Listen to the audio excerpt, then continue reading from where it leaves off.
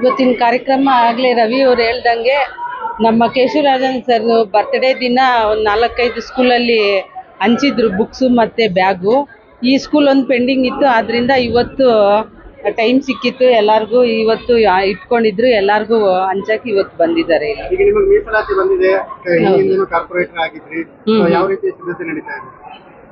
ಎಲ್ಲ ಸಿದ್ಧತೆ ನಡೀತಾ ಇದೆ. ನಮ್ಮ ಲೀಡರ್ಗಳು ಎಲ್ಲರ ಆಶೀರ್ವಾದದಿಂದ ಮತ್ತೊಮ್ಮೆ ನಾನು ಕ್ಯಾಂಡಿಡೇಟ್ ಆಗ್ತೀನಿ ಅನ್ಕೊಳ್ತಾ ಇದ್ದೀನಿ. ಅವ್ರ ಆಶೀರ್ವಾದ ಇದ್ದರೆ ಖಂಡಿತ, ಅವ್ರ ಆಶೀರ್ವಾದ ಇದ್ದು B.Pharm ಕೊಟ್ಟರೆ ಖಂಡಿತ ನಾನು ಅವ್ರ ಆಶೀರ್ವಾದದಿಂದ ಕಾರ್ಪೊರೇಟರ್ ಆಗ್ತೀನಿ ಅಂತ ಹೇಳ್ತಾ ಇದ್ದೀನಿ. ಖಂಡಿತ ಹಿಡಿತಾರೆ. ನಾನು ಹೇಳೋದಲ್ಲ, ನೀವೇ ಒಂದ್ಸರಿ ಗ್ರೌಂಡ್ ರಿಪೋರ್ಟ್ ತಗೊಳ್ಳಿ ಹೋಗಿ ಮನೆ. ನಾನು ನನ್ನ ಕೈಲಾದಷ್ಟು 90% ಕೆಲಸ ಮಾಡಿಕೊಟ್ಟಿದ್ದೀನಿ. ಪ್ರತಿಯೊಂದು ಮನೆಗೂ ಏನೋ ಒಂದು ನನ್ನ ಕೈಲಾಗಿದ್ದ ಅವ್ರಿಗೆ ಸಹಾಯ ಮಾಡಿದ್ದೀನಿ, ಕೆಲಸ ಮಾಡಿದ್ದೀನಿ.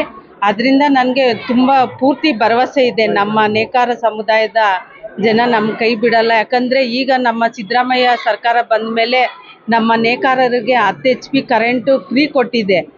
ಈ ತುಂಬ ಕಷ್ಟ ಕಾಲ, ಯಾಕಂದರೆ ಸೀರೆಗಳೆಲ್ಲೂ ಹೋಗ್ತಾ ಇಲ್ಲ, ಮಾರೋಕ್ಕಾಗ್ತಾ ಇಲ್ಲ. ಅದರಿಂದ ಈ ಕರೆಂಟುಗೆ 4 ಮಗ್ಗ ಇರೋರಿಗೆ 5,000 ಉಳಿಯುತ್ತೆ. ಹಂಗೆ 10 ಮಗ್ಗ ಇರೋರಿಗೆ 10,000, 20,000 ಆ ಥರ ಕರೆಂಟಿಂದನೇ ಉಳಿತಾ ಇದೆ. ಇದು ನಮ್ಮ ನೇಕಾರರು ಮನದಟ್ಟು ಮಾಡ್ಕೊಂಡಿದ್ದಾರೆ.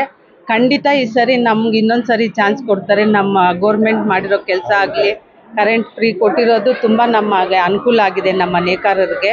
ಅದನ್ನು ನಮ್ಮ ನೇಕಾರರು ಮರೆಯಲ್ಲ. ಇನ್ನೊಂದು ಬಾರಿ ನನಗೆ ಓಟ್ ಹಾಕಿ ಗೆಲ್ಲಿಸ್ತಾರೆ ಅನ್ನೋ ವಿಶ್ವಾಸ ನನಗಿದೆ.